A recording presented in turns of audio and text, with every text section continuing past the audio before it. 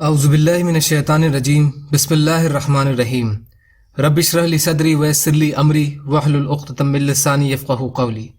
ریاض الصالحین دوسرا حصہ۔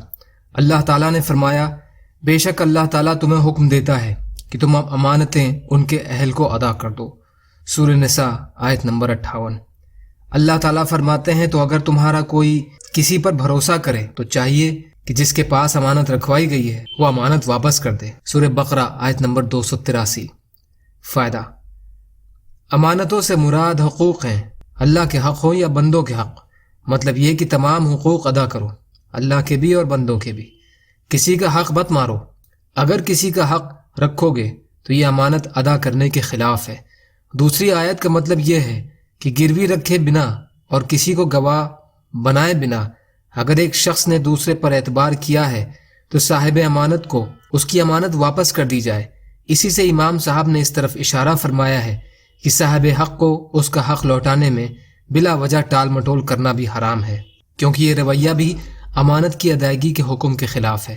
ابو ہریرہ رضی اللہ عنہ روایت فرماتے ہیں کہ رسول اللہ صلی اللہ علیہ وسلم نے فرمایا، مالدار آدمی کا ٹال مٹول کرنا ظلم ہے، اور جب تم میں سے کسی کو قرض کی ادائیگی کے لیے کسی مالدار کے سپرد کیا جائے تو اس کو چاہیے کہ اس کے پیچھے لگ جائے، یعنی اسی سے اپنا قرض طلب کرے۔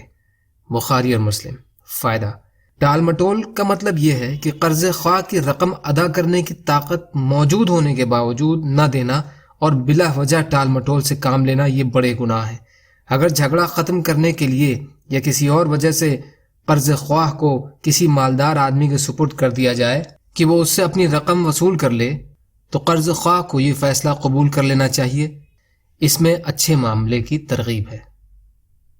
یا اللہ ہم سب کو کہنے سننے سے زیادہ عمل کی توفیق عطا فرما۔ یا اللہ مظلوموں کی مدد فرما، ہم سب کو اپنی استطاعت کے بقدر اپنا حق ادا کرنے والا بنا۔ یا اللہ رحم کا، کرم کا، عافیت کا معاملہ فرما۔ جو بیمار ہیں انہیں شفائے کلی عطا فرما، جو پریشان ہیں ان کی پریشانیوں کو دور کر، جو قرض میں ہیں ان کے قرضوں کو ادا کرا دے۔ یا اللہ آپ جیسا بہتر سمجھیں ویسے ہماری حفاظت فرمائیں۔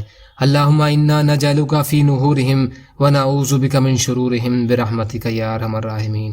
لا الہ الا اللہ محمد رسول اللہ۔ والسلام علیکم۔